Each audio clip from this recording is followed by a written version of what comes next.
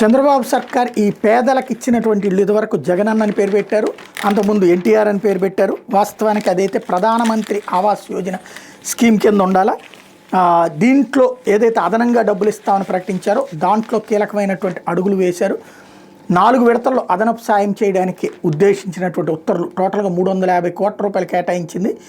Basement స్థాయిలో 15,000 ఇస్తారట, తర్వాత 22,500, తర్వాత 30,000 ఓవరాల్గా అదనపు సాయం కిందన బీసీ ఎస్సీ ఎస్టీలు బీసీలకేమో 50,000, ఎస్టీలకు 75,000, ఆదివాసీలకు 1,00,000 చొప్పున కేటాయించబోతున్నారు. దీన్ని వివిధ ఎవరెవరికి ఎంతెంత అన్నటువంటిది ఇప్పుడు ఏదైతే 50,000 ఇచ్చేటటువంటి బీసీలకు వచ్చేటి బేస్మెంట్ స్థాయిలో 15,000, రూఫ్ స్థాయిలో 15,000, రూఫ్ కాస్ట్లో 10,000, పూర్తి స్థాయిలో 10,000 ఇస్తారు.